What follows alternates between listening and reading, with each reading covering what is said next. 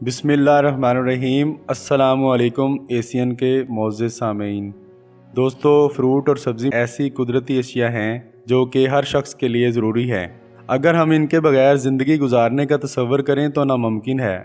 ऐसे में अल्लाह का शुक्र अदा करने का जी चाहता है कि जिसने हमें इतनी नेमतें अता फ़रमाईं। हमारी फ़्रूट और सब्ज़ी मंडी में इतनी गंदगी क्यों होती है? सब्ज़ियों और फलों को गंदे पानी से धोया क्यों जाता है, जबकि दूसरे ममालिक में सफाई का ख़ास ख्याल रखा जाता है? क्या हम पाकिस्तान में अपनी फ़्रूट और सब्ज़ी मंडियों में सफाई का ख्याल नहीं रख सकते? क्या हमारी इंतज़ामिया को गंदगी नज़र नहीं आती?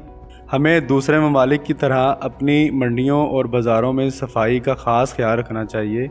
हम तो बार बार कहते हैं कि सफाई निस्फ़ ईमान है, लेकिन अमल क्यों नहीं करते? आइए आज हम आपको दिखाते हैं दुबई और पाकिस्तान की फ़्रूट और सब्ज़ी मंडी में फ़र्क। अस्सलाम वालेकुम पाकिस्तान, क्या हाल है आपका? ठीक हो? सब लोग खैरियत से हो?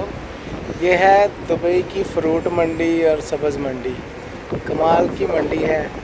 आज इधर आया हूँ, देख रहा हूँ जितने भी कंटेनर लगे हुए हैं, सब कंटेनरों के अंदर इतनी कूलिंग है कि जो भी फ्रूट उसमें होता है और वो जितने दिन मर्ज़ी बाहर ही खड़ा रहे तो कोई प्रॉब्लम ही नहीं है। जब कंटेनर के पीछे से गुज़रता हूँ तो इतनी ठंडी हवा होती है कि क्या बात है।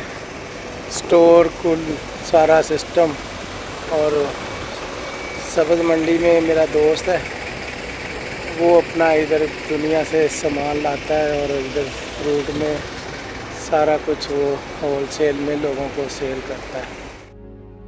दोस्तों, हम उम्मीद करते हैं कि आपको आज की हमारी वीडियो बहुत पसंद आई होगी और आपके लिए काफ़ी इन्फॉर्मेटिव होगी।